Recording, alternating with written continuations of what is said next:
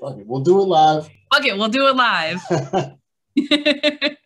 Episode, I believe, 9 of the Park It podcast. Woo! Hey, yo. I'm joined by my good friend, Molly O'Brien. Hey. Yeah. And, I do it all except hold down a job. hey, well, you know what? That's not uncommon in this era, you know? It's not uncommon. So yeah, what are you gonna do? Hey, you just one foot in front of the other one. You know, that's how I see it. So yeah.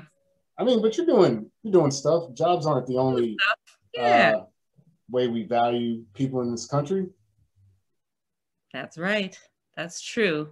Yeah. Maybe in Washington, D.C. Hey, I'm in a lot of debt, so yeah. That's gotta say something. Well, right? I think you're chasing it at this point with the law school. Trying to. What does that mean? Chasing debt? Does that mean getting into more debt? Yeah. Look, it worked for the former president or current president, depending on who you're asking. Why shouldn't it work for you? That's been my motto in life lately, unfortunately. Mm-hmm. I got banned off Twitter the same day Donald Trump was banned from Twitter. Nice.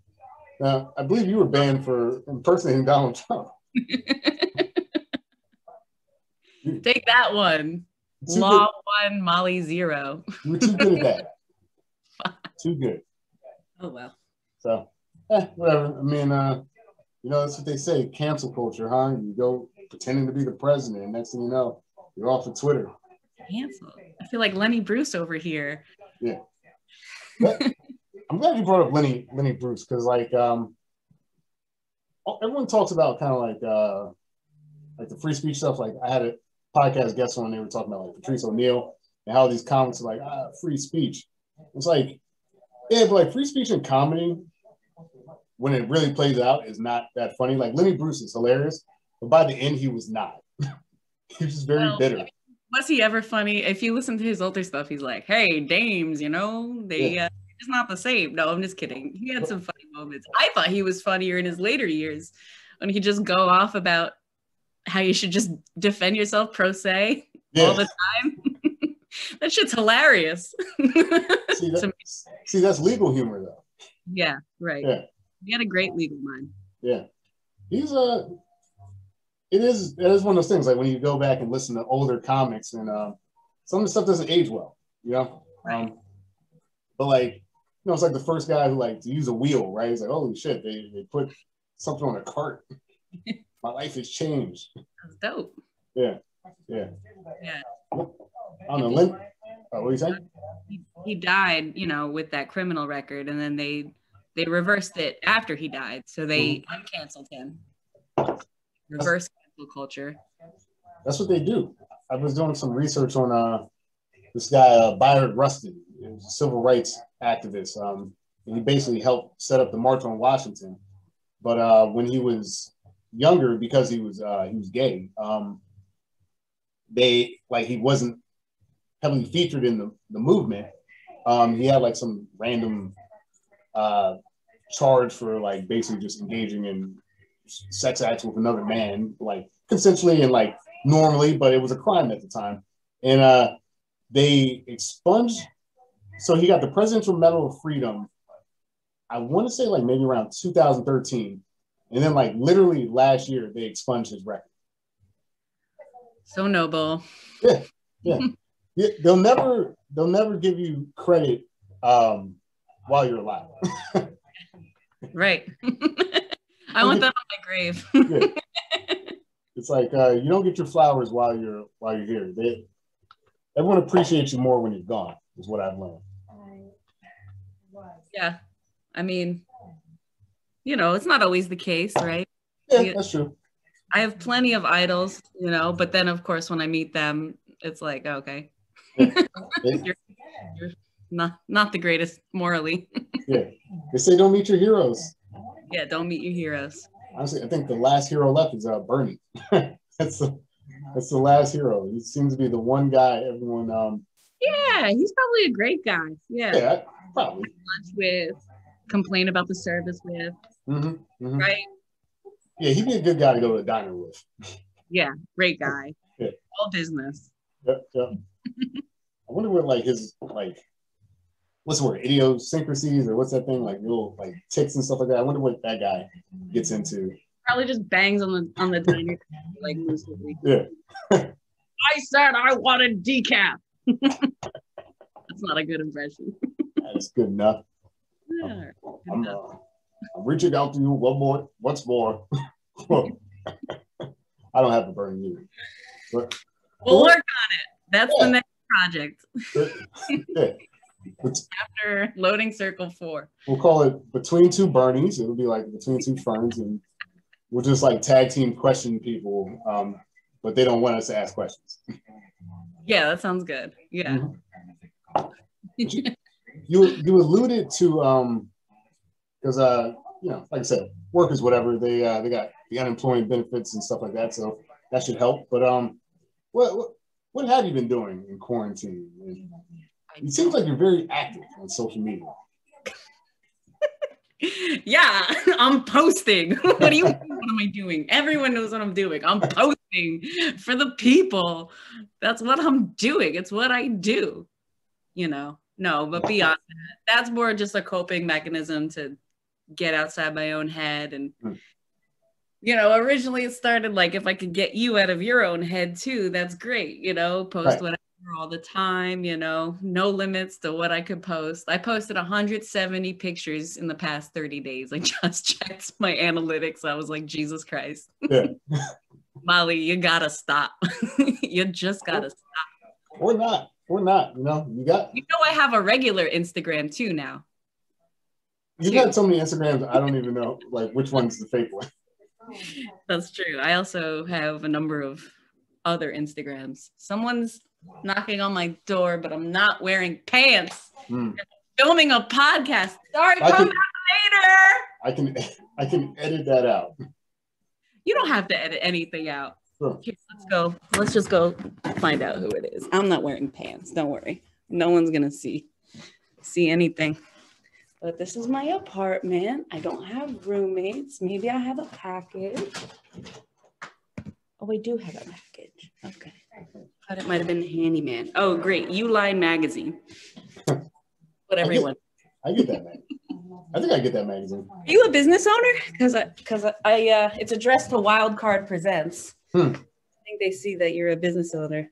Not that we don't chase profit, but we also don't chase revenue. Right. Okay. No Really profit, no revenue. It's the future. It's revolutionary. Yeah, revolutionary. It's like a new socialism. Yeah, we got to get to like the Jordy Bacard, you know. We don't chase profit or revenue or have customers. Mind fucking you. Or a business model. I mean, my idea, but I checked it out, was to be in my car parked for the podcast. Okay. The Park It podcast. But then I was going to be parked outside your house too. That's funny. I figured that okay, as long as it's funny. That's a good bit. Honestly, the Park It podcast was like, I just couldn't come up with a better name. Let's just call it what it is. There's no name like it, because I tried the hashtag it and nothing came up. Yeah. Well, that was the upside that like didn't exist previously. The closest thing was I forget what it was called, but it was like Park something, but it was a Parks and Rec podcast. Like, yeah. Too similar. And then I think there was something else with like Jurassic Park, but yeah, here we are, last one standing. Yes, Jurassic Parker. That should have been your wedding hashtag. Yeah. Just kidding. I think the hashtag was no prenup. No prenup. Oh, that's good. Yeah. That's a good one. That was a fun wedding. Yeah, that was an amazing wedding. That's one that was like, you know, if you were to try to like explain to someone like an alien landed, you know, loading circle. If an alien landed, you'd be like, that's what humanity could be. A bunch of random people of all kinds of races and creeds. There was a guy in a kilt. There was all kinds of a guy in a kilt. That's amazing. Oh yeah, Chaz was in a kilt. It was Chaz. I was signing my marriage license, And I look over, it's like, oh, there's Chaz. And he like bends over to like tie his shoes. And like, I don't think there's anything under that kilt. True story. Listen to True Stories podcast. I'm going to use this as an opportunity. Chaz wore a kilt with nothing under it. Episode 4. There was literally like 2 separate events happening. There was like the family event. No, because I was dancing with Pre's Indian relatives all night. They taught me how to unscrew the light bulb. Got to unscrew the light bulb. Yep. I was trying to marry the worlds of the substance abuse and the old world. You know, I love chilling with older people at weddings. They know how to dance. They got wisdom. Yeah, they got good dance moves. And they know how to pack it up and go home. Yeah. They always find a reasonable time. It's like 10 o'clock. Well, you know what? I'm going to start winding this down. Yep. 10 o'clock, Molly was like, okay, time to help the bartender out at the after party. No bartending experience whatsoever. I was dropping shit. She was like, here, do you know how to make a whatever? And I'm like, no. She was like, it's okay. Just fill these cups with ice. I'm like, you got it. Ooh. As long as you don't stick the cups in the ice, that's how you get chipping. I learned that on Bar Rescue. Oh, yeah. Bar Rescue. I love. So anyway, I didn't mean to cut you off about your own story about your own wedding. You said two worlds and like an alien came down and. Well, I was just saying that like if you had to represent our country or just our world at the time, I think we had a good mix of people. Like you said, the Indian relatives, kilt guy. We had kilt guy. You had Eric hitting the jewel outside. Yep. Everyone had good fits, good outfit game. Good outfit. There were babies. There were adults. I mean, you guys had the best music like I ever heard. I mean, it was my first Black wedding, so maybe, I'm not so blessed. You got partial credit. My wedding, partial credit on the Black wedding. But it was good with me. Yeah. No, the guy that I hired was a good friend, good work friend, and I knew he could handle it. Yes. That's all. A wedding is just one. It's paying people a lot of money. That's step one. But a wedding is just like, all right, I got this party. It's going to be a big party, and this is the day. The day's not going to move, and it's definitely not going to move because I'm like $10,000 in the hole. And then, and it's just rolling the dice, Molly. You're just rolling the dice. Like I was like, all right, we're going to do it outdoors. But what if it rains? We got a flex plan. Yeah, well, we all ate underneath that big thing. Yeah, it was a barn. Mm-hmm. So nice. I'm wearing my tracksuit because it's going to be St. Patrick's Day, by the way. I don't know. That's coming up soon. I don't know. I kind of look like, I feel like Robert De Niro, but at the beginning of The Irishman, Yeah. The problem with The Irishman is like, how old was Robert De Niro at any point in The Irishman? I love De Niro. I don't want to tear up how old. You know what? I blame that wide shot of him kicking that guy. That was a bad shot. It was terrible. It was like the worst part about it. Yeah. I blame that on the editing. Oh, yeah. They shouldn't have done. All actors look like shit. Oh, of course. Right? Actors rely on teams of hundreds of people to make them look like. I got a theory about actors, like specifically like male actors. Not to gender things, but they just have big ass heads. A good actor has a big head.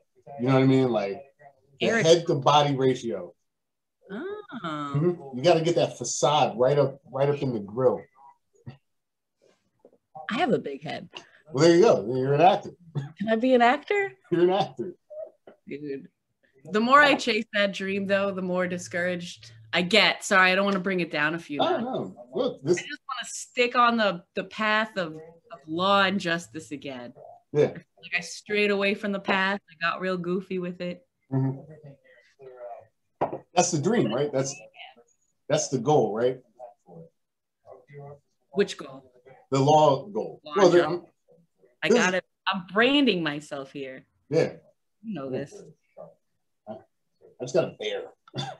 I don't have to. That's sick. Is that new? Yeah, it's a cover up. Oh. I used to have this I got a St. Michael's tattoo when I was 19 in Clinton, Maryland. Oh. And it was garbage. And then I tried to fix it, and they made it worse. And I was like, all right, I'm done. I gotta just start over. I got a really bad dove on my back. I gotta cover up. I got into the hospital. I was like, I just want a dove, you know, holding a scroll, like a scroll and a quill to show, like, you know, justice through writing. But the way through the scroll makes it look like this dove has a raging boner. Okay. And I paid to cover it up, and the guy absolutely saw what I was talking about. But now it's just hideous, you know. Well, I've learned that you can scribble over it.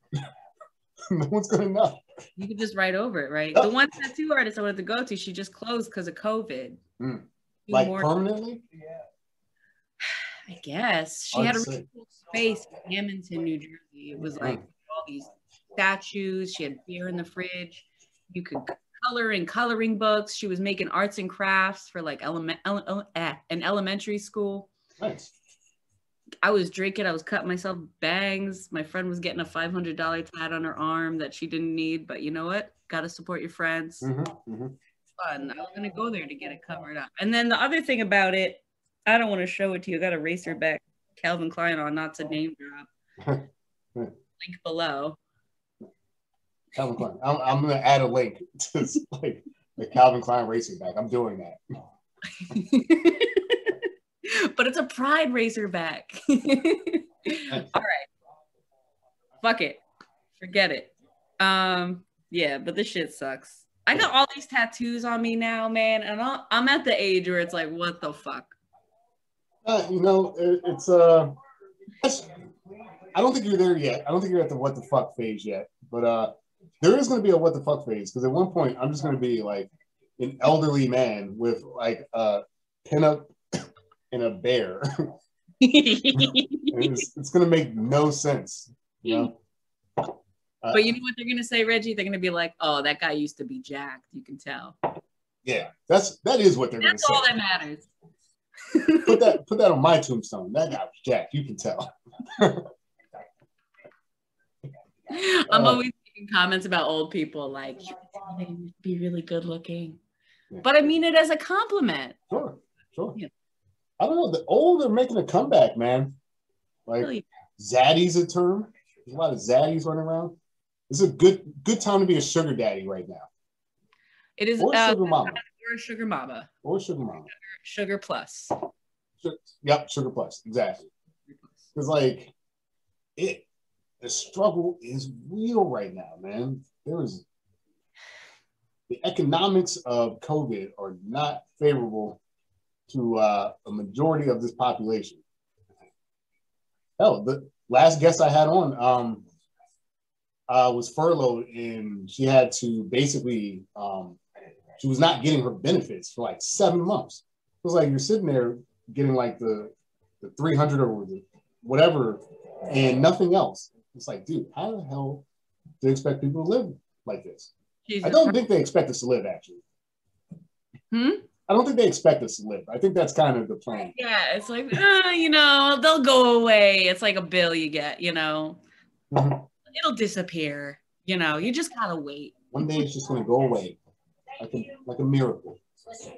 Yeah, right. Yep. And here we are. Talking about bill collection, I think of my favorite Dick Gregory quote. If you see the repo guys coming, if they're calling you, just park your car around the corner. You know? And it works. It does. I one time a different comics joke, I think it was Gordon, made a joke about his car getting towed and like being in it, because like if you're in your car, it's like kidnapping. And one time I was in DC with like my in-laws and stuff like that, and we were all hanging out, and they went to go do some shopping. I was like, all right, I've got a pinup tattoo. I'm going to sit here and drink. And the bartender was like, oh man, look at that. Some poor bastards getting their car towed out there. It was my car. You were like, oh, that sounds terrible. Yeah. So it's like the in-laws are in town. My car is about to get towed. And I remember this, again, it could be someone else, but I remember this bit about being in the car. So I sit on my car and I call everyone else because I'm like, they have the keys. Because they can't just tow you away. It's kidnapping at that point. And take it from me, kids. If your car's getting towed and they're not on the hook yet, sit on it. No comment. I have no comment as of yet. Sounds like they could have you forcibly removed. Oh, yes, they could. If you wanted to, but they didn't in this case. Right. Well, see, the forcibly removed, it takes a little bit of time to get that going. You know? Pinky. It could theoretically take more time than it usually would. Depends on response time. Depends on the municipality. Yeah. I mean, honestly, I wouldn't even have to sit on the car if I had the keys. But they went shopping, they took them. Oh, yeah, you didn't have the keys. So then you also had that aspect, like. Yeah, you're right. I think you're right. This is terrible advice. Yeah, this is really bad advice. I just got lucky it worked, and now I'm like, yeah, it works every time. To a good lawyer, if you follow Reggie's advice. Not me. Yeah. Don't forget, I'm not a lawyer. Yet. Not yet, but it's coming. It's coming. I'm not too worried about the bar, but I am worried about the character and fitness exam because I'm gonna have to tell them some of my prior sins that are public record, and they are sure to find out about. Yeah. People are like, "Oh, just don't tell them." No, that's terrible advice. That is very bad advice. You are always better off disclosing your own stuff. Always. I drove a car on a playground. Okay. Right. After hours. Present. Was that during peak kid time? Was it after kid time? There was like 5 kids there. Oh, okay. We were all laughing. Didn't think it was a problem until a cop showed up at my mom's house and told me that he could have written me up for a charge I never heard of. I don't think it's real, called mayhem. Oh man. That's something from like a PlayStation 2 game. Like that. That's like a level in Grand Theft Auto. Like mayhem. Wait a minute, you are Grand Theft Auto. You're sitting there, you're in a car, you're on a playground, causing mayhem. Allegedly. They can't prove that. Hashtag allegedly. And then I also hopped a turnstile. I walked through a turnstile. It was for like the handicap, and the ones in the newer ones kind of stay open longer. Yeah. And let's just say I didn't realize. A victimless crime. And then I got so I do have an inconsequential criminal record in the city of Manhattan. Okay. Inconsequential. You didn't have to practice law in Manhattan. Exactly. Yeah. Who is that? I'm never gonna go there again. Exactly. Honestly, is anyone gonna go after this mess Cuomo dug up? What a scumbag. Am I right? This is a Cuomo fucking teardown hour. What a jerk.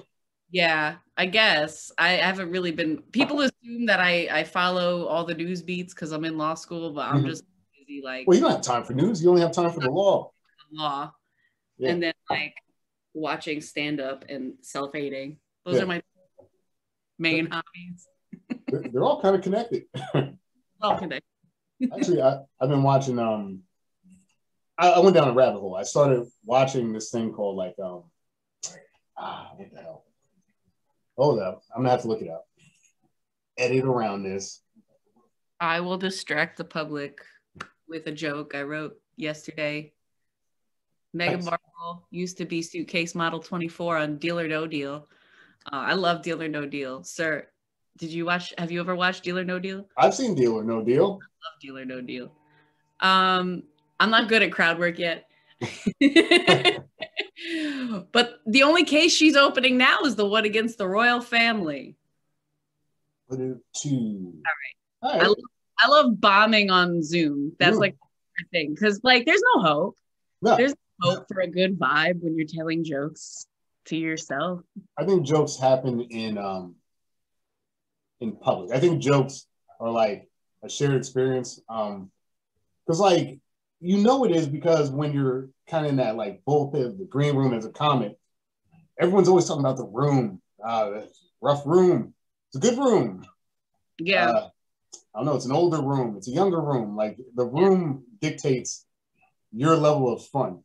And like there are situations where like you're a comic and in the right room, it's like today's your day. It's like if you're the clean act and it's like a bat mitzvah, oh shit, you're on. I would never get booked at a bat mitzvah. Me neither. Although I do have a joke about a bat mitzvah. I got my first period at a bat mitzvah. Technically, 2 girls became women. Yeah. I was like, it's like as soon as you said that, I was like, where's the joke? There it is. I'm trying to bust them out fast now so that like I can just get the words out, and then the logic has to land, because I'm a stupid motherfucker. A lot of times, like when I go see stand up, I'm like, wait, why is everyone laughing? Like I'm like the last to get it, and then I'm laughing in the next joke. But that's always good for a room, because once you hear laughter, you're more likely to laugh. That's like the whole secret of it. Oh shit. That's another reason that it works. Yeah, once you get one person laughing, I always said once you get one person laughing, it's easy to get everyone else laughing. You just gotta like hone in on like one person who like might be feeling you and like make them laugh and really work that one person, because the people who like you will laugh, and the people who are like not feeling you won't laugh no matter what. And focus on them, the harder you're just gonna suck the own fun out of your own heart, and that's it's like an avalanche. It's like a snowball. Once the ball gets rolling, like you get the one, then you get this rolling laugh, and like if it's really funny, you get the laugh all around. But I just find that like people are always I'm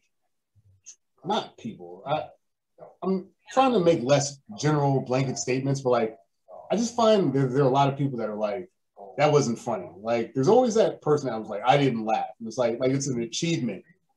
Like I hear people talk about like Kevin Hart, for instance, like, I never thought he was funny. It's like, really? You never thought? Did you hear Patrice O'Neal threw a phone book at him one time? I didn't, but that sounds hilarious. I was like, I guess watching the trailer for the new doc. Yeah. I still gotta watch it. But someone was just like, call up anyone in that phone book and they'll tell you to quit. And it was Patrice O'Neal. Imagine. And he still kept it going. Yeah. You know? Well, that's because Kev at the time, I think he was probably still little Kevin. Kev was a professional. Still little. Yeah. I remember, so we should all feel like encouraged. There's a great story of like Kevin Hart and Big Jay Oakerson, where like they were so broke they like shared a copy of Madden one year, the football game on like PlayStation, basically. And oh, man. I'm sorry, I can't elicit sympathy. Like, what's up with these stand-ups who got these stories? Like, they're all sleeping on their parents' couch. Like, you had rich parents. It's right. I'm sorry, I don't know if Big Jay Oakerson or the other one. You said Kevin Hart? Yeah, he didn't. He met rich parents. In a PlayStation game. Yeah, that's sad though. I mean, it wasn't that sad though. Like, that's the whole point. Like, the point is that just because they were broke doesn't mean like you're gonna be broke forever. Was it? What year was it? Was it Madden of that year? I don't know. Yeah, that's a great question. Actually, you're asking. Hey, you learned a lot at the Black Wedding. That's a perfect question. I wasn't asking anyone anything. Where's the Coke? I'm just kidding. I meant because they only had Sprite. Just Sprite. They only had Sprite. I was like, need that. That's fucking hilarious. That's funny. That's funny. Oh, wait, I remember the thing I was saying when I was looking at that thing. So this guy, I was working in, some dude told me about like some like firearms that he bought. Like he bought some like World War I era, like Einfeld, the Arisaka 99, and he was just telling me these stories. And I was like, oh, that's interesting. And then he told me about this YouTube channel called, okay, I remember this time. Link below. I'm just kidding. There could be any links below. I'm gonna add links. about this whole time, and it's not true. I'm adding links. Fuck it. Okay, it is true. I'll figure out how to do that. Link below to the but YouTube. This channel called Active Self Protection.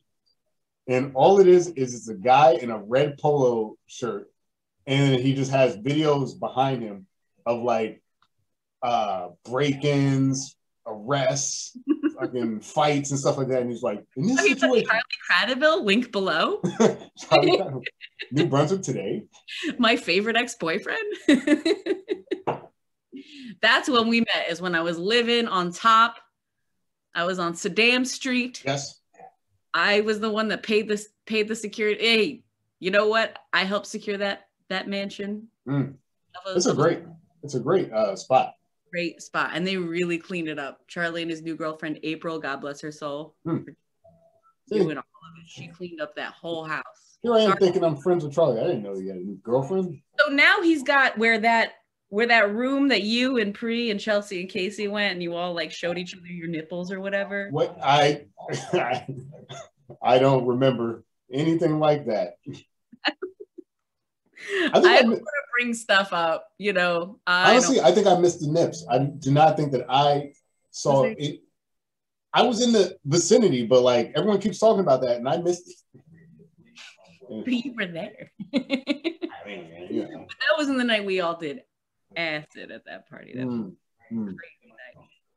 Oh, yeah. Well, that makes sense. That was the night I met Gordon Baker Bone, and I felt like he was a spaceship, and that everyone was circling around him and breaking all the old furniture that we had let pile up. And like, is that when Tiz ate the pepper and threw up? Yeah. Yes. Yeah. Yeah. Mm-hmm. All right, we're 3 stories in. I have a bad habit of doing this. It's not good for a podcast. So, but yeah, Charlie does the same thing now. So that room where you guys are like showing each other's nipples or not, or maybe you were just looking at nipples, or there were nipples involved. That is now a studio. Charlie has a green screen, and he does like the same shit. Really? Same exact. It's like public meetings. Yeah. Oh, okay. Yeah. So full circle. Nice.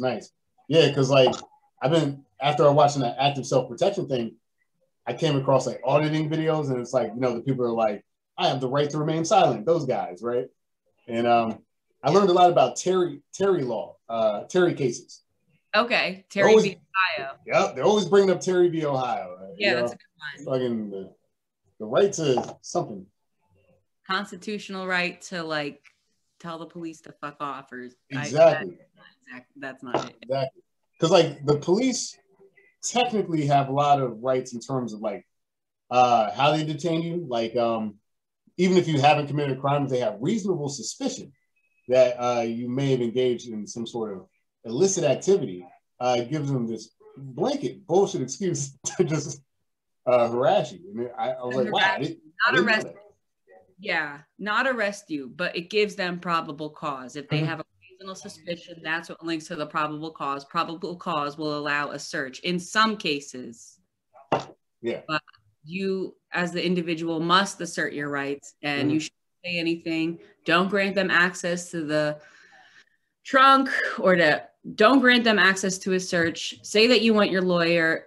You ask, what are you being detained? What are you being detained for? Am I free to go?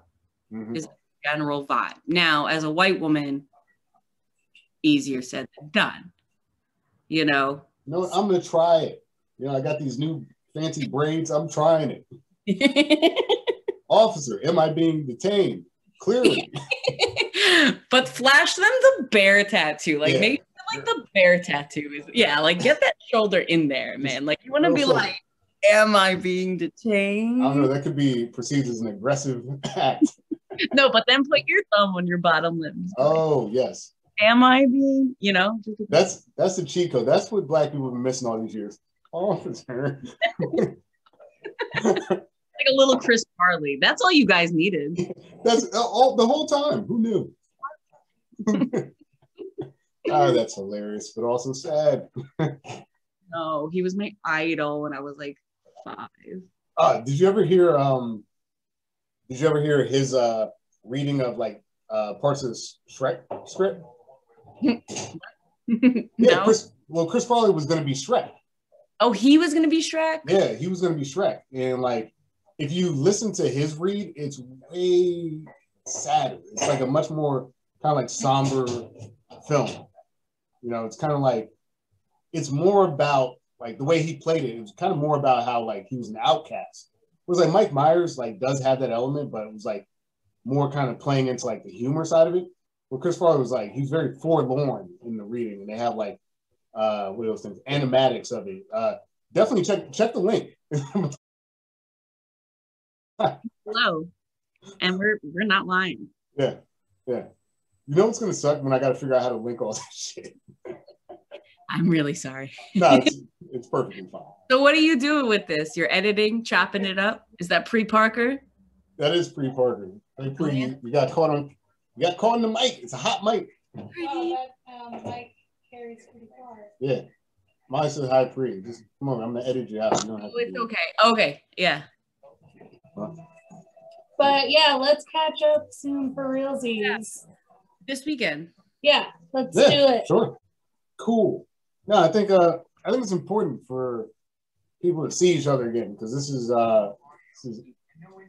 tough on everyone's psyche. We're social creatures. We're social creatures. It's easy to feel like you're good. You don't need anyone. You don't need anything, but Oh no, but we do. it feels better. Like, for example, with this podcast, I was like, I don't want to do it. I haven't done comedy in so long. Like, I don't even know if I want to do comedy, even though I totally fucking do. I've been writing more than ever. Good. Like, I totally want to do it.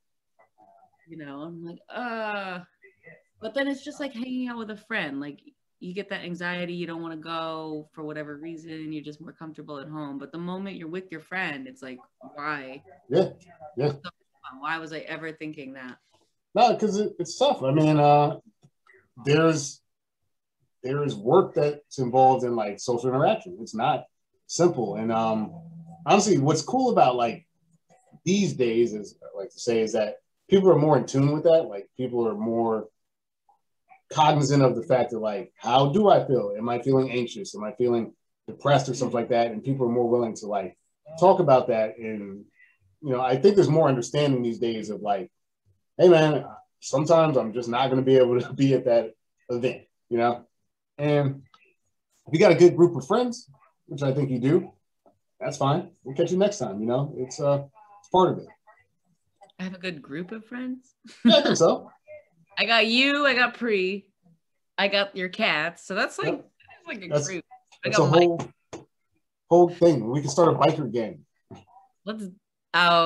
Well, I'm gonna have to write bitch to someone because my balance is off. But today I went for a lovely little hike at Rutgers Gardens. Nice. I like Rutgers Gardens. They still got the big chair taped off. Yeah, they got the big chairs. We walked all the way past that. We went to the woods. Yeah. I like the bamboo stuff. The bamboo stuff. We went the other way. Mm-hmm. To get more sun. But I do like the bamboo forest. So nice. Nice. I picked up a walking stick and I was practicing like all these like warrior moves. I felt like I was just running.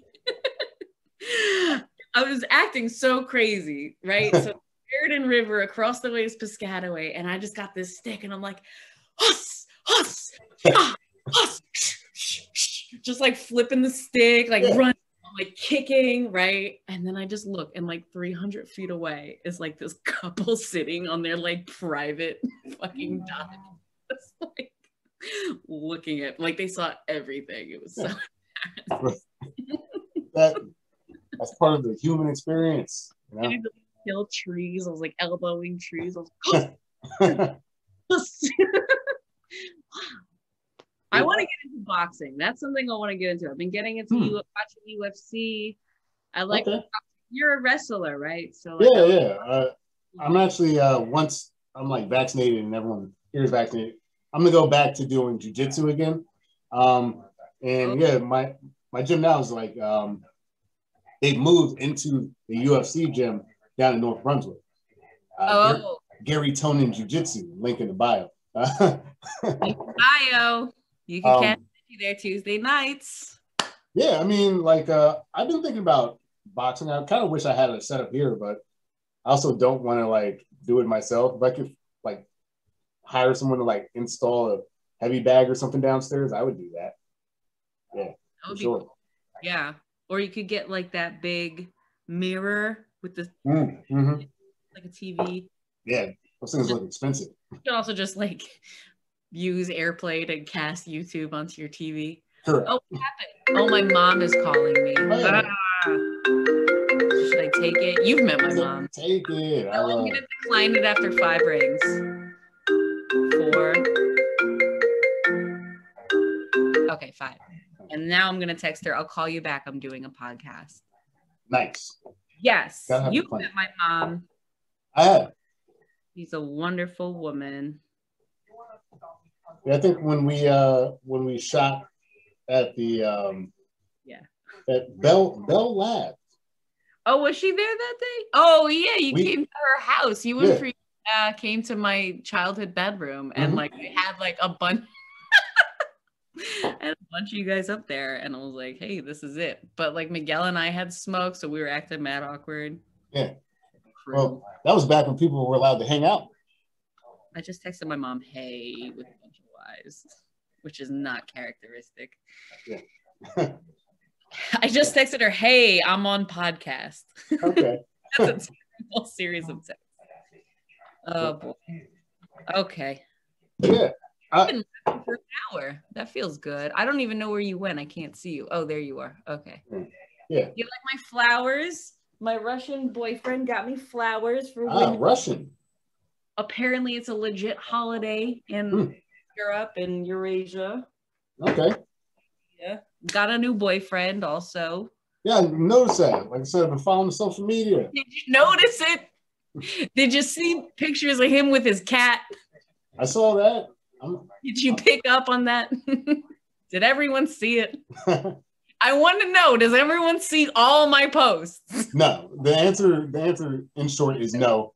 I probably see. I think some people see all my posts. Some people do. Some people, you're part of the algorithm.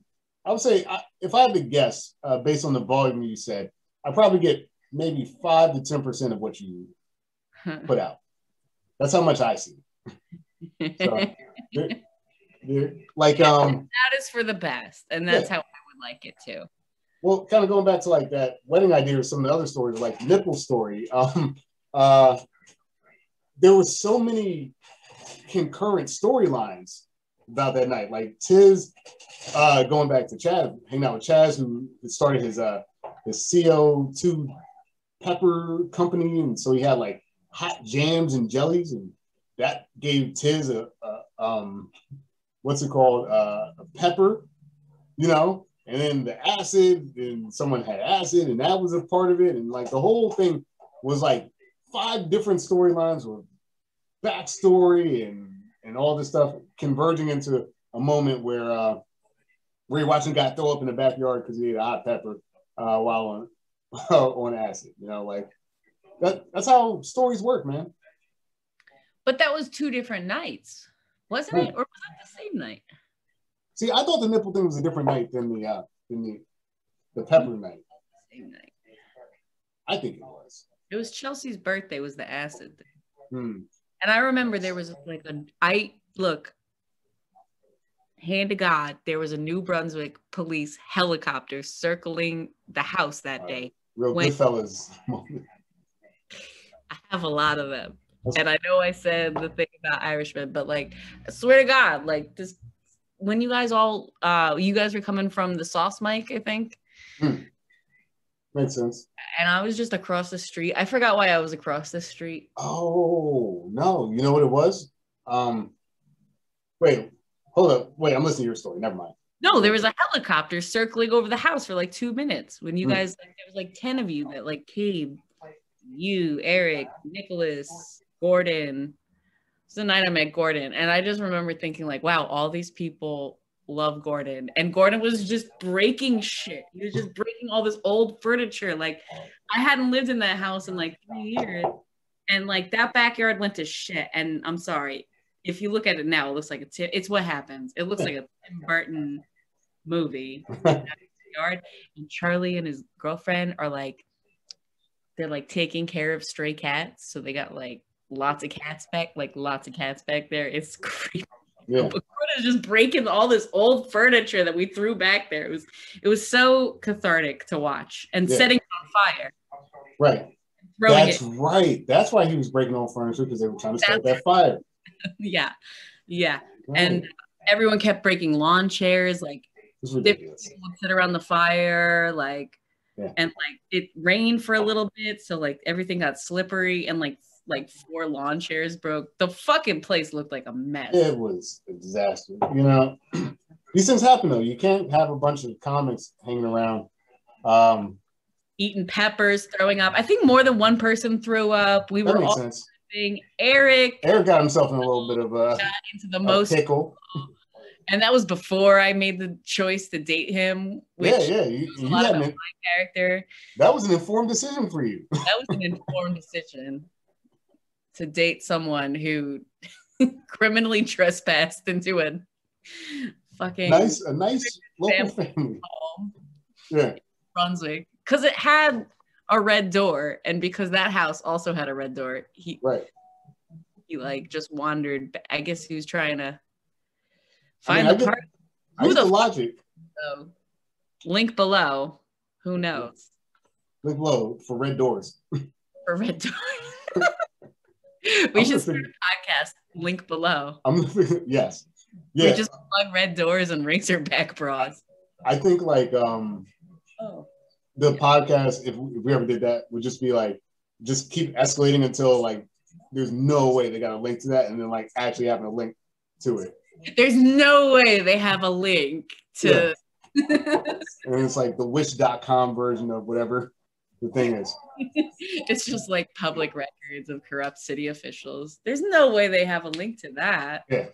Honestly, if I was a little less responsible, there's a few like purchases that are on my list of like things I want. One, I do want to get another tattoo, but like I refuse to spend the money to do it. But I want the kind of like almost like pixelated but sort of stylized version of like the Pokemon trainer, and you know how like that old picture of like Pikachu walking behind the Pokemon trainer. I want to trade the Pikachu for a Charmander, like that's the OG starter. And I also want there on Etsy. There are these things linked in the bio. There are dioramas of scenes from like video games. So it's like a Legend of Zelda, Majora's Mask, and it's like they have these little like scenes in these dioramas, cubes and stuff like that. And I want one, but they're like really fucking expensive, relatively. Oh yeah, you want a diorama? Yep. Like I could just make it. Well, can you? No, that's the point. That's why they're charging $55 on Etsy. But like, I can't just drop $55. So is that a tattoo idea or an? Oh, these are two different purchases. Two different ideas, but like they're two examples of things I want to purchase that I refuse to. I forgot that you're into that. Yep. The video game stuff. That's good. I'm a huge gamer. In fact, like I said, I just got a new laptop, which is what I'm filming with now. So people are gonna be able to tell this. You're right. Sorry, I got a new desktop. Which is desktop? Yeah, that's an important distinction. That is an important distinction. A desktop. I mean, that means you're an adult with a job and a home. Like that's what I keep telling people. To put this on top of, you know what I mean? You have a desk to put this on top of. Yeah, that was right. Yeah, and we stream. Actually, if you do want to do a podcast idea, no pressure, but I've got one where we could do basically a viewing of some random show. Like Amazon Prime is on Twitch now, so you can watch shows on Twitch and like live stream them. So like, if you ever want to like watch like half an hour of some reality series, just live stream it and call it a podcast. That sounds good. Mm-hmm. I like that. And then we could call it Reality Sucks. Mm. Yeah. One idea. Yeah, something like that. Yeah. Or like trash people watching right TV. But we're not trash people. We're great people. I mean, trash people. Look, yeah, Hardworking, that's right. We're hardworking Americans. hardworking Americans. We both run for politics. Oh, so that was what I was going to pitch to you, was that we should run on a ticket with the Democrat Party, and we call ourselves the Cool Democrats. I would totally do that. Okay, let's do it. Let's run for something small. I don't want to go big this time. Let's go committee. Board of Ed. Yeah. Yeah. Or committee, because we'll run as the Cool Democrats could get us in with the Democratic Committee. Yeah.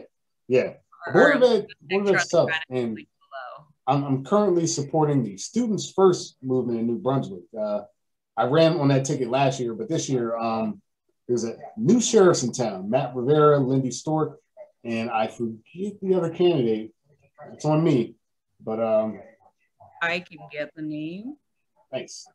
We'll edit around. My mom said K. Yeah. Oh my God. Instagram is so distracting. You go on Instagram and you're like, I'm gonna look this up, and then it's like 1,000 pictures. So for your algorithm, what type of Instagram, like, what's the feedback that you're getting, right? Like, is it law stuff? Is it what kind of posts come up on Instagram? Yeah. All right, that's eclectic. A lot of Italian food and children. Oh boy, I'm afraid to even bring my. Well, that sounds weird. It's actually a lot of Italian food and animals. Good family fun. Let's see what I got. And office memes. Oh my God! And this baby cow wearing a fitted. That's fire. Is that a bull's? Add it to my story. I miss the days of when I would add the animal pics to my story, and then I would add God's Plan by Drake. See, my Instagram. Let me bring the levels down so you can actually see it. On Instagram. Yeah. See, my Instagram is like fight stuff. More normal and definitely sexier than my shit. Yeah, my shit's more Catherine Hahn. More slime. Yeah. For some reason. So I've been watching the fights. I've been watching some fights. Yeah. I don't know anyone's names. That's okay. Most people don't. Did you see? Yeah, what was the most recent fight you watched? It was like the big one where there was like a bunch of them. Yeah, that was like last week actually. Yeah. Yeah. And it was good. I watched most of them. Amanda Nunes punched Megan Anderson. I missed that. That was towards the end. Yeah, that was towards the end. I saw her interview with Rogan after. Yeah. Damn, she looks like she kicks some ass, man. She really does. Actually, I was talking to an MMA fighter yesterday. My buddy DJ Jackson, who's I know DJ. Yeah. And he say for 2 minutes before Dan Farley woke me up. But I'm gonna apologize once again for like locking myself out of the room. Not a problem. Not a problem. Nothing to apologize for. You don't have to take this out, but like the stuff that generally sounds illegal, can you take it out? No, sure. You don't have to take it out. It's fine. I toe the line well. I like to think that I toe the line well. I don't want to create two personalities. I want to have a one streamlined personality of law. I'll keep your comedy. I'll keep in mind your best interest. It's like a fiduciary. Treat me like a fiduciary. Best interest, which makes me worried that I'm not going to become a lawyer. Hey man, never give up, never surrender. That's what I've heard. Actually, I was talking Small Soldiers, so respect. Yep. That's my favorite movie. Great soundtrack. Yeah. Great soundtrack. Phil Hartman, one of the greats. Rest in peace. One of the greats. Yeah. I guess by her choice, his ex-wife murdered him in his sleep. Yeah, I think legally you can become exes. Yeah. Or legally not, you don't. And that's fucked up. That is kind of fucked up. The criminal charge, I don't know how that works. Who knows? Find out the wife murdered probate's probably like, oh. Wow. Small Soldiers. What a film. Like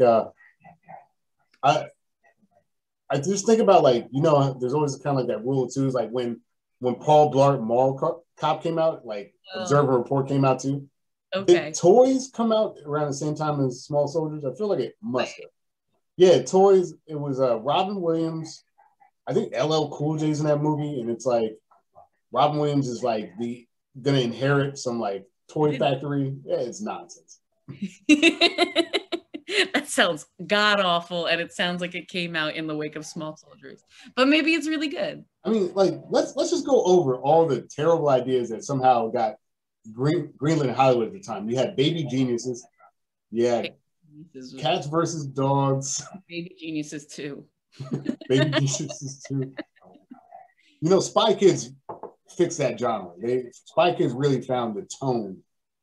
I remember my parents telling me they were gonna get a divorce. Like my dad left like one night. It was really terrible. Like glass was broken. My dad like packed his bags. He was like, "I'm out." And then like a week later, like we went to go see Spy Kids. And I just remember being so fucking confused. It's a whipsaw. Like, what the hell is happening? And why can't you guys be more like these parents? These parents rule. Yeah. New Brunswick. Oh my God. There was a shooting on your street. There's been some shootings around. You hear the one about the person that was trying to grab somebody on Easton? Yes. Yeah. You know what's the craziest thing? Like, because like there's all these Facebook groups, and honestly, people will share some of their worst like opinions. They're just bad takes. So there's this story about like apparently like a white guy in a Honda Ridgeline that tried to like grab somebody, and somebody posted like this very racist comment. It was like, fucking Little Mexico. And I'm like, what are you talking? It's a white guy. It's a white guy in a Honda. Like, white guy. It's just, I always say racism. Oaxaca specifically, okay. Yeah. But it's like racism just never really makes sense. And like, that's just another example of like, you'd be like, oh, there was like an Asian guy that like was a philanthropist. And next thing you know, it's like, black people suck. It's like, what? How'd you get there? It's not funny. No, it's not. It's sad. But yeah, I don't know. Like I believe in the city. I think that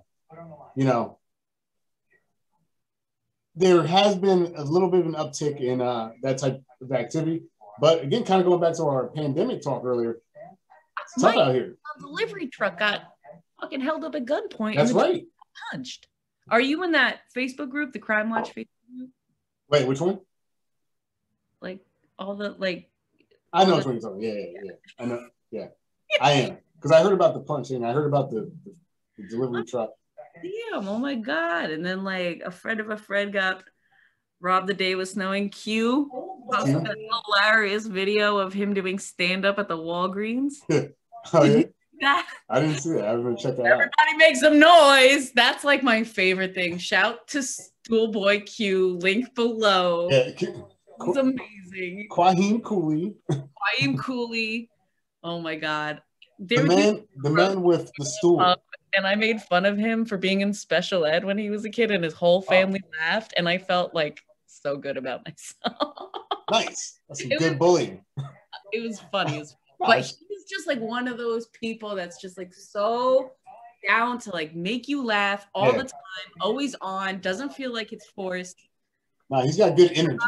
He's got the stool. Remember that time I was going up at the Stress Factory at Elazar Guzman's special birthday show or whatever? Oh, okay, yeah. Yeah, and wait, like yes, I do. I was there. You and I were just sitting out. Well, now it's a big. Can we talk about what a great job Vinny Brand did? The tent. Yeah, it's awesome. Yeah, he's casting. He's got a big tent. You know, cool. Actually, I was down by there the other day, and Michael Blackson was performing. Oh. You know what they didn't account for though? If you really, really care, you can hear the whole thing. You want to just sit. Oh, I am well aware. I'm like, oh, Michael Che's in town. Should I go to the parking deck? Yep. No respect. Yep. Because the airwaves are free. They are free. One time I was walking past there with someone, and the guy was just like, looks like a bunch of Trump supporters in there, like so loud. I was like, oh my God. Wow. No one was laughing though. It felt like a fucking funeral. Sorry. I feel like the right is in this I hate this left right kind of divide, but like yeah, whatever. It's easy to describe things. Speak in general terms. Yeah. The right is freaking out right now about shit that doesn't matter. Dr. Seuss, Dove Body Soap, fucking Meghan Markle. It's just like, guys, you gotta relax, man. Go like hug your kids. Go start a hobby. Can you imagine watching Tucker Carlson every night and being upset? Oh, yeah, I saw you posted that. Oh, thing. that what thing? The fuck happened? Tucker Carlson got yelled at? Yeah, so Tucker Carlson was like doing the thing that he always does, which is like, I've got a hot take about this thing. Now, what do we... Antifa. But he said something really disrespectful. It was like Biden had signed something, probably an executive order, which means nothing's going to happen. But and it was basically like they were changing hair requirements in the military. They were working on like flight suits that were better for like basically like maternity flight suits. So if you were pregnant, you could like, it was like a bunch of stuff that was designed to make the military more inclusive for women. And Tucker Carlson was like, what a joke. Like women, like why pregnant women fighting our wars? Like what a mockery of the US military. I'm like, what are you talking about? Like, I'm glad somebody wants to fight these wars because I sure don't. And yeah, he got roasted. Because Tucker Carlson, who is a trust fund, basically millionaire, who wore bow ties unironically and has, all the time, and has some of the worst hot takes in the history of all time, had the audacity to make fun of women in the military to try to make some bullshit culture war point. And he got rightfully called out. But don't worry, he's going to keep doing the same old shit. And yeah, that's what's happening over there. Like Ben Shapiro. Like I got these neighbors, like all the kids I grew up with voted for Trump, and it's like, what the fuck? You know, I'm trying to write a novel about it. It's the only novel I'm working on. Yeah. It's like two kids grow up together, best of friends, and then they like go to different colleges or whatever. Maybe one doesn't go to college, and then they're just like on opposite sides of the political spectrum, and they're pitted against each other to civil war. It's called Duopoly. Nice. Coming out never. I hand wrote the first chapter. It's never being done. I don't know where that went. That's awesome. I'll find some random Mead notebook, single subject notebook. And what is that inflection that's happening in like conservative media? Like Ben Shapiro's got it. It was like, well. Well, did you know that? And then it's like insert lie here. It's Pepe Le Pew. Like, just because these motherfuckers are in like arm's reach of a laptop doesn't make them like factual, you know? Right. And people just see that and they don't ever bother to fact check their own idols. No, fact checking is out the door. Like we're like, watch this. I'm like, we're unfortunately probably in a post-truth society. Yeah. Are we ever in a truthful society? I mean, America, that's a good point too. Balanced breakfasts and top 40 Billboard hits, you know. That's like, a great point. About like the Korean War or whatever the fuck you know you got. You know what I mean? That food pyramid scheme used to say eat a bunch of grains. Link below. Link below to the Illuminati. Can you just link to my Instagram? Yeah, I'll put the Instagram inside the Instagram inside the Instagram. I'm cool doing this. I'm like, I don't know. Never done I like Jay-Z. I don't know. That's a good one. This is a strange episode. I like it. What's wrong with us? Something's wrong with us. We're always up to something great. We got to make another movie. I'm telling you, Loading Circle 2. Yep. Let's do it.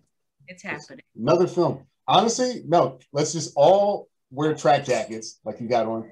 And they're doing like the whatever, the Sons of Newark, whatever the hell this Sopranos prequel is. We should do oh my God. Are they really making a Sopranos prequel called Yes. It's called The Many Saints of Newark. And yeah, I know. Yep. But we should make the Sopranos trequel. And it will be Tony Soprano like chained himself to a tree to try to save it from getting cut down by. I project all of my anxiety already onto small animals. Okay. So I'm there, you know, if you need James Gandolfini, Hey, I can do the voice. You know the box. I think his son's in the prequel. Flapjack. Oh shit! I forgot the other tattoo. I've seen Boo. I've seen the Boo tattoo. King Boo. King Boo. That's what's up. I got that tattoo done in Barcelona, Spain. At Elijah's Promise. No, it's called like Elijah's Barbershop, and link in the bio.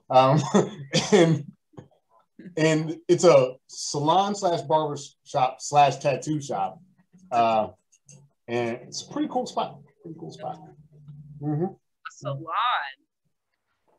Spain has it right, by the way. Yeah. We're fucking around. Snacks, everything snacks. It's all appetizers. Oh yeah. Tapas. Hell yeah. Oh, so you and Pri, that's where you guys went for your honeymoon. Mm-hmm. Mm-hmm. Pri got a kind of like a galactic kind of snake thing. It was like hey, bring the tattoo over. Okay, never mind. I'm gonna edit that out. But she's got a snake with like a backdrop of the galaxy and stuff like that. And I got King Boo. I did. You could edit this in. Get pulled over in the Lincoln Tunnel one time. That's a terrible place to get pulled over. It was the worst place to get pulled over. And they were like, where are you coming from? I said, a comedy show. And they were like, oh, how many drinks you have? And I was like, it was an alt comedy show. So we were smoking weed. Huh. They gave me a breathalyzer. I did not say that to the cops. Mm-hmm. They gave me a breathalyzer. They were like, you're free to go. It's like, was this necessary? And it was because I blew past like the checkpoint before the Lincoln Tunnel. Like sometimes you got the cops out there and they're like looking in cars and they're like, who's going into the Lincoln Tunnel tonight? Yeah. You know? I hate that. What a great use of resources, huh? Like, let's get a bunch of cops to go out and do that, but whatever. Hey, I know I've posted a lot of shit about cops, but I will say, like, I have great respect for cops, especially like your brother. Same here. Blue Lives Matter. Check the link. Blue Lives Matter. Check the link. Okay, the cool Democrats. The cool Democrats. We're not social media socialists. Hey, we're not here to defund the police, huh? Defund. We're here to have fun with cops. The cool Democrats. Honestly, I just want the thing that I never had when I was younger. I want a Dare shirt. I want a Dare New Brunswick shirt. Okay, I'm gonna get you. Yeah? Yeah, I have ways. I'm like my dad. I have ways of getting free shirts. If you give me a Dare New Brunswick shirt, I'm forever in your debt. It's gonna be like Brianna Tarth from Game of Thrones. And free one. Yeah, nice. Okay. Yeah, this will happen. I like it. So let's get the Dare shirts and we'll run as the cool Democrats and we'll be there. But here's the thing about Dare for me is that we had a sticker program where like Officer Daryl would tell us a riddle at the end of every Dare session in 5th grade. So whenever you got the riddle right, you got a sticker. But there was like so much emphasis on that and not the drugs. Like I left the Dare program always wondering what is indirect peer pressure because it was like really hard to understand. It's like, oh no, it's the stuff you're going to be faced with all your life. Every single. We should have talked about that one more, Officer Daryl. But the kid who won the riddle program died of an overdose. Damn it, man! Fucking irony, bro. That sucks. Last time I saw him, he was at a Wawa and he was like, "I'm sober now." Yeah. Let's not try to make a joke about that. No, there's no joke there. But what I will make fun of is remember when you go to college and you like those actors come in and they like portray like scenes like Eric used to be one of those. Yes. Really? Yeah, you gotta ask him. Oh my god. Eric Littles, my favorite ex-boyfriend. Link below. This is the second time. I'm like my grandma. You're my favorite grandchild. Yeah. All of us. I like it. I like it. I just love that concept of like you're sitting there, you're a freshman, and you're all in a fucking auditorium. Exactly. None for me, man. Right? This is our audition tape. Rutgers University, hire us. I got so much audition tape. Let's just landing an airplane. Oh yeah. Oh, we would be sick flight attendants, right? Yeah. bartender telling the cops that he saw somebody in his bar. Wait, was that part of it? The porn? Yeah, the Glenn footage. Yeah, the cops come in and like, oh, I like that. Glenn Livich. Yeah, the footage. Well, there's Glenn Livett, there's Glenn Morangi, there's Glenn Fittich. I'm in a book club, and it's a Scotch book club. So we drink Scotch and not talk about the book. That's amazing. Yeah. I used to be in a book club where I wouldn't read the book and I would just show up and drink and read passages to everyone else. That's a different type of book club, but I like that too. Shout out to Lit Lab, link below. Lit Lab. Just made that up, but I bet there's a link. Here's the link. Jaddy Cato. Oh, nice. Gotta love Jad. Dude, that Lit Lab thing, by the way, is so cool. Like with the comics and stuff sometimes, and the scripts and the writing. Jad is that's a treasure. I went to his Edgar Allan Poe appreciation like night at Pino's. That was so cool. Like there was yeah. Oh, was it? I missed that. Yeah, I was a number of his events. He's like one of us. He is one of us. Still around. I mean, he's born and raised here, so yeah. Obviously, a little different for him. It must be weird, like being born and raised in a college town. Must be. You grow up to the college age, then all of a sudden you have like all these friends. But he like went to Rutgers too, Yeah. So I grow up and live and then go into the same town, Like my boyfriend's from Highland Park. Oh, cool. And there's like not a spot that he doesn't know.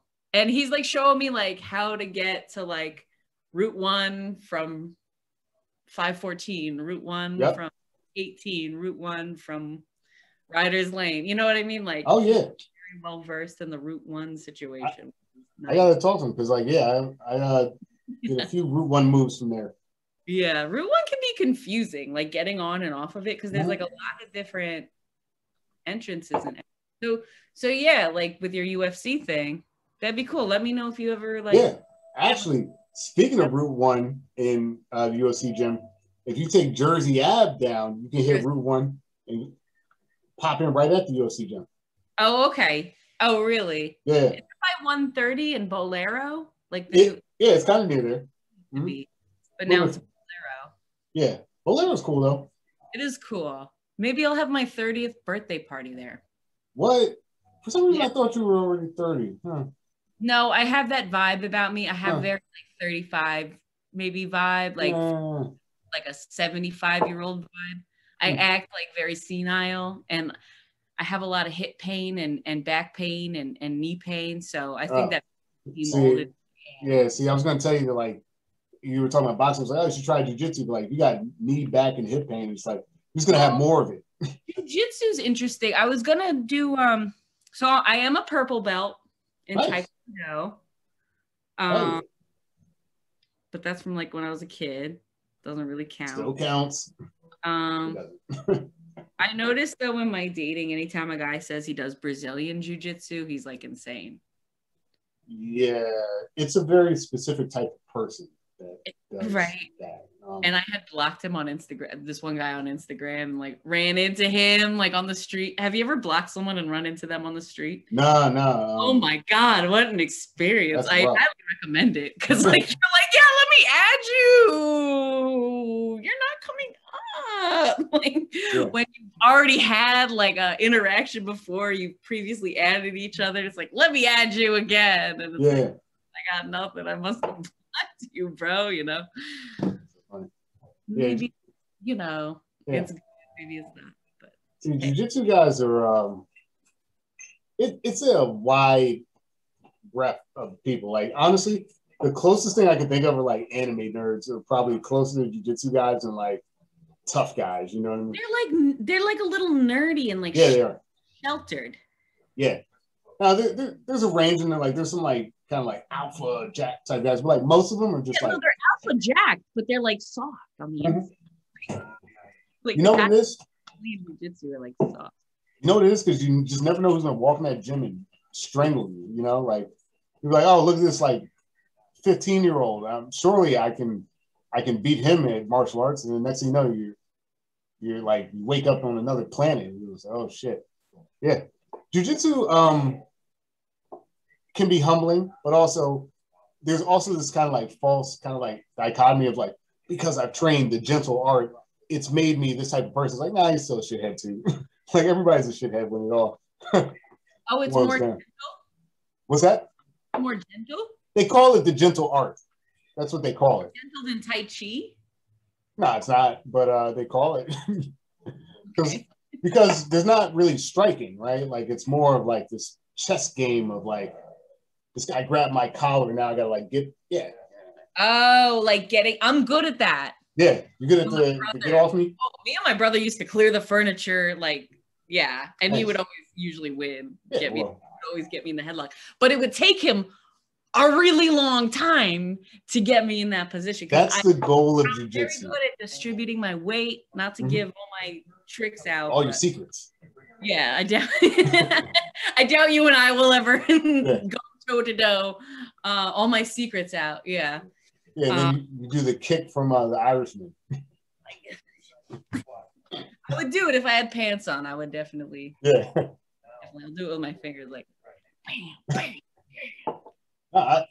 I love that part of it, like the little like sparring thing, because like especially when you're wearing a gi, it's like you got to protect your collars, because if they get your collars, man, you're not having a good time anymore.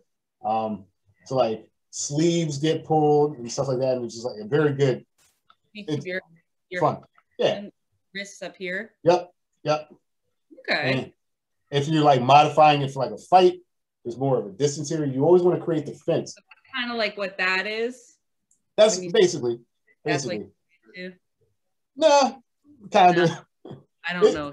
There's all kinds of ways to get into it. But like for me, I like this is terrible for a podcast, but like I like more of like a side stance kind of, because like I have good wrestling base. So like I'm not too worried about someone trying to grab my leg. So like I have to kind of protect my collar, keep the right arm out. And you gotta ask your boyfriend, but like my favorite grip is a Russian tie. And it's basically like when you take someone's arm, turn it over. And then let's get him on the podcast. Oh yeah? Yeah, ask him if he knows what a Russian tie is from wrestling. He's gonna be like, no, baby, I've never heard of it. Yeah. Hey, baby, you're live on our podcast. I'm live. Podcast? Yeah, you are. Yeah. Damn. Gotta put me on the spot here. Well, we had a question. It's like a phone a friend. I wanted to know if you knew the move, the Russian tie. Russian pie? No, not pie. Tie with a T. I don't get it. What? It's like a UFC. It's a type of grip. It's like a very popular type of grip in wrestling.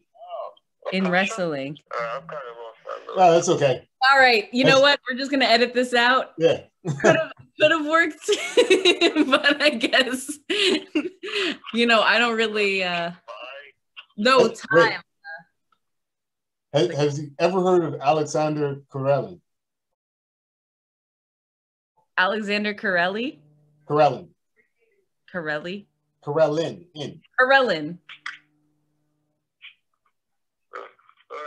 All right, baby. All right. And that's enough. There it is. Enough. That's why I like him. All right, baby. I'll see you soon. Okay. Bye. Very no funny business. Yeah, no. And I need that in my life. I like that. Yeah, good guy. He's like, I don't know what you're talking about. I'm not going to indulge you. I'm not going to go back to watching UFC. Yep. Well, actually, the next big fight, there's a fight in April, so maybe we could have you both over. Like, I'll buy the pay-per-view. That's awesome. Yeah. Rose Namajunas is fighting Weili Zhang, or Zhang Weili, a Chinese champion who hits very, very fucking hard. And and Rose Namajunas, whose nickname is Thug Rose, she shaves all her hair off. She's a great fighter, so I'm looking forward to that. Wait, it's a guy versus a girl? No, it's they're both ladies. Oh, they're both ladies. Yeah, they're women's featherweights, I think. That's hard? Yeah. Zhang Weili is like she beat me up. Like I had no chance. Well, No. There's sorry. no well. Because you're my friend that like can't fight, but you know what? You're back. You're like my one friend that probably could kick some ass. Maybe Farley could kick some ass. Farley's got more Some ass, but not that much ass. Yeah. I get. Farley's got a couple of reps. Farley's been in way more fights than I have. I believe that. I've been in some fights though. Like if you see right here, that scar over my eye, that's from New Year's a couple years back. Like this has to be like 2012. DJ, we had left some kind of bar and there were some guys that got into an altercation, and then somehow like he started having like a conversation with those guys, and they took everything completely the wrong way. He was like, "Oh," basically he was like, "You got to be careful, man. Like you're just fighting in the streets." And someone took that as a threat, and now we're in a street fight. Oh, we gotta be careful in these streets. Yeah. What the fuck is a threat? Sorry. Through words all day in law school, like what people perceive as that's just, I mean, it'll never cease to amaze me. Yeah. Fighting words, action words versus like non-action words. Like the best part was because there was like two of us and there were like five of them, and we're in a parking deck, which is not a good place to be in a fight because there's nobody around, right? So yeah, I basically like the fight was not going well. Let's put it that way. I was able to kind of like rally us to get out of the parking deck and into the streets. And once we were there, like in a public space, the fight got broken up and like the cops came and stuff like that. And when the cops finally showed up, that's when I got much more brave than when the fight was happening there. I was talking all kinds of shit. And the cop was like, "Look, if you're not going to press charges, you should probably stop talking shit." And I was like, "You know what? You're making a good point. You're making a good point. Because the only reason I'm talking shit is because you're here now. Because if I take you out of the equation, I was getting punched in the face and now I got a scar." Good for that cop for, you know, trying to be beacon of peace. She was great. I do remember it was a woman and she was very much right about like, shut the hell up. And I was like, "You are right." Shutting up. I'm lucky they didn't take all of us in. I am shutting up. Yep. Shutting up right now. Mm-hmm. Wow, Reggie, that's kind of badass. Nah. Honestly, getting into street fights is not badass. What's badass is finishing your law degree. What's badass is Thanksgiving with your friends and family, and avoiding drugs and alcohol, as Officer Darrell told us all. That's what's badass. Link below. Link below. Street fights are badass, actually. World Star Hip Hop. Link below. I was going to keep my judgment to myself, but I'm glad you said something. Good. Oh, man. Wow. Well, yeah, I was about to say, is there anything specifically you want to bring up before we wrap this one up? I miss the comedy scene. I miss going out and mustering up the courage to do 5 to 10 minutes of my best material and like being a little weasel about it sometimes, you know, and not wanting to go up and like do my thing. And then once you're up there, you're like, this is fucking fun. Like, why was I nervous? You know? Yeah. We all go through that. But I can tell you this, like I've been, like I said, I know you say you may be posting on social media too much. I actually think that like the stuff you're posting is pretty, it's clever. It's subtle. Yeah. Yeah. It's very...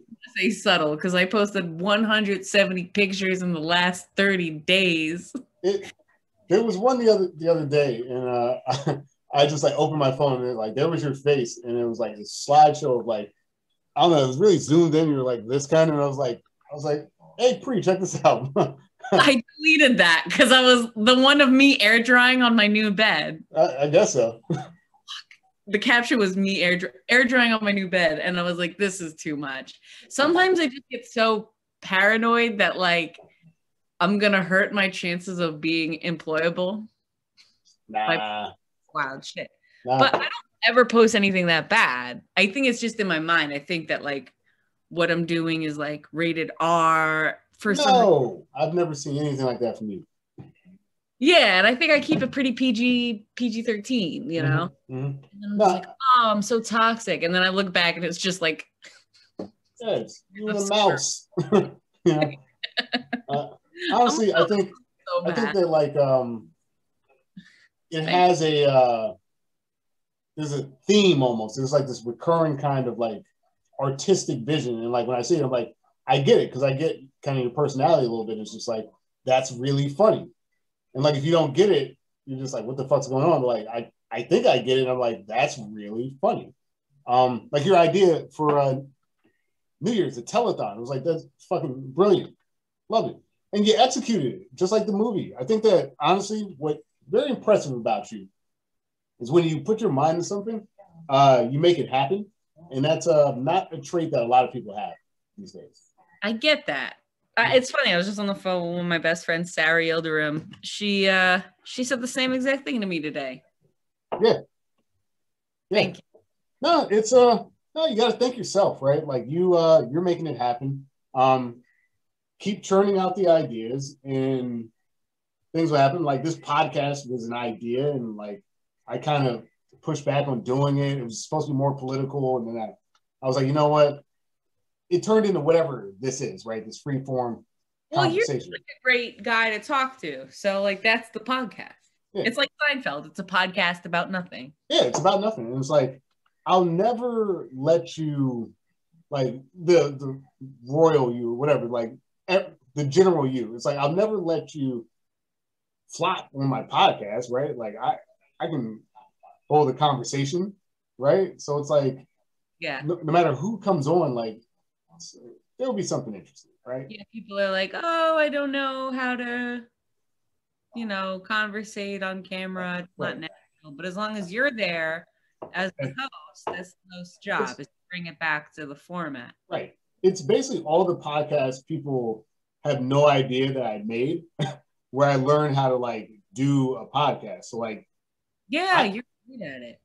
Well, it's I've learned how to produce on the fly, right?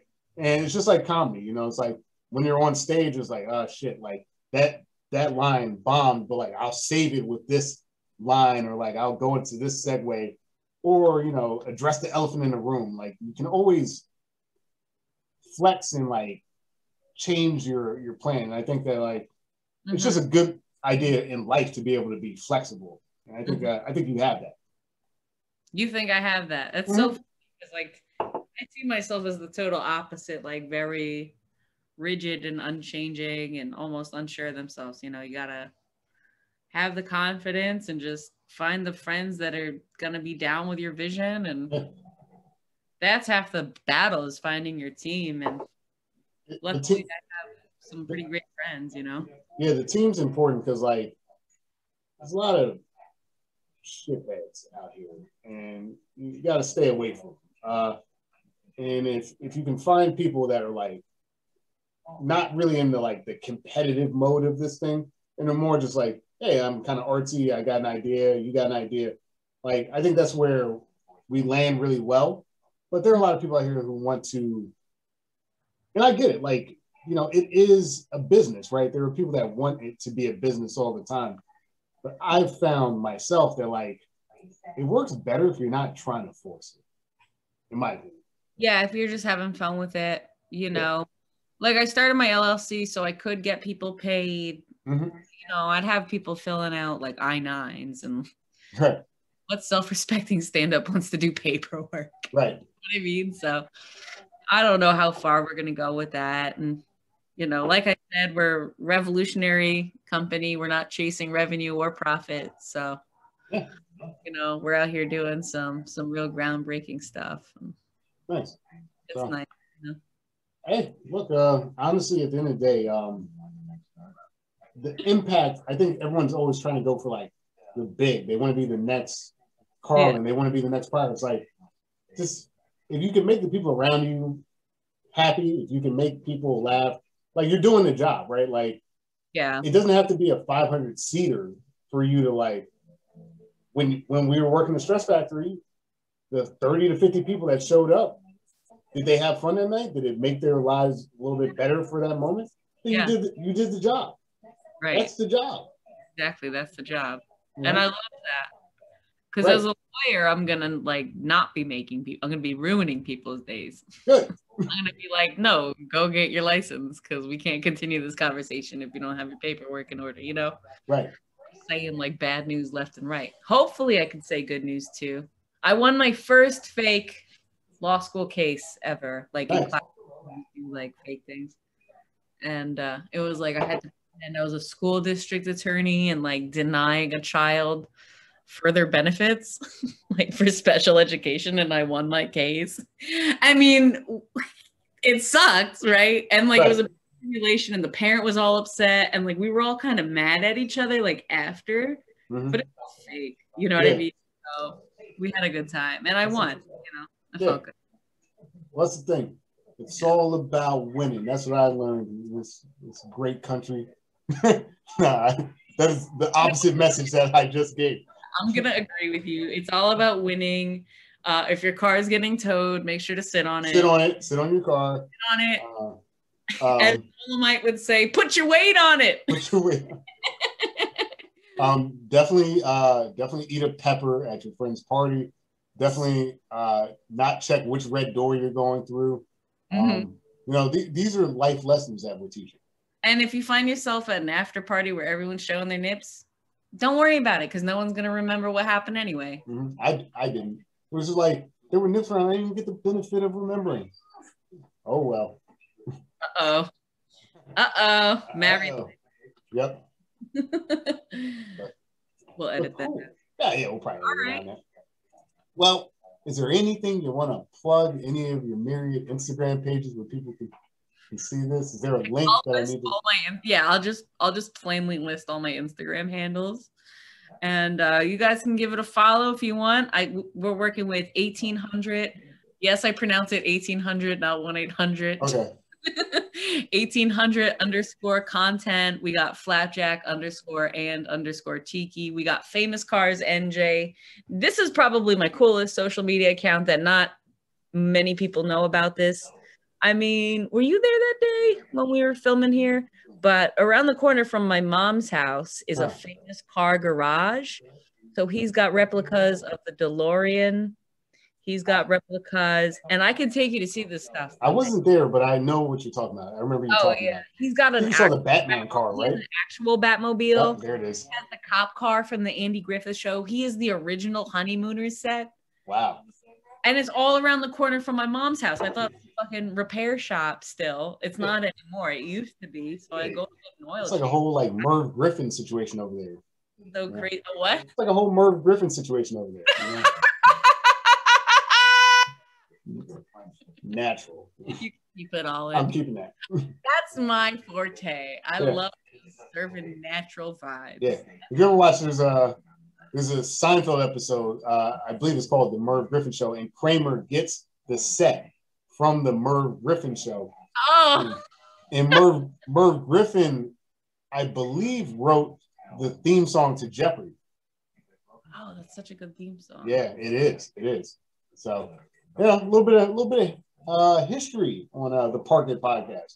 Yeah, I think the theme for this episode is 4th of July celebration happened in New Brunswick.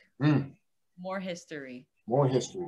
Well, this is definitely a reflection. Mansion. And it was like 1778, and he was like, "Hold on, we never celebrated our fucking independence that we declared." So he ordered a bunch of troops to go across the river into Highland Park, take a shot of whiskey, and fire off their guns over the Raritan River. Nice. And that was the first ever. I believe you wholeheartedly. I'll do no research. There will not be a link in the bio. In the article I wrote for New Brunswick Today 10 years ago. All right. Links in the bio. In the bio. Link to the bio. Bio. Cool.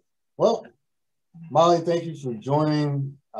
This has been a lot of fun, and I'm sure we're going to do this again because why not? We have to. Yeah.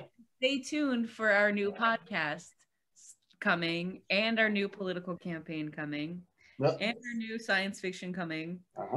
And then whenever I see you at the open mics, I'll see you at the open mics. Yep. Comedy's coming back. Comedy's coming back. until next time, I'm Molly Bryan, and this is Reggie Parker, and we're wishing you a very happy St. Patrick's Day. Perfect.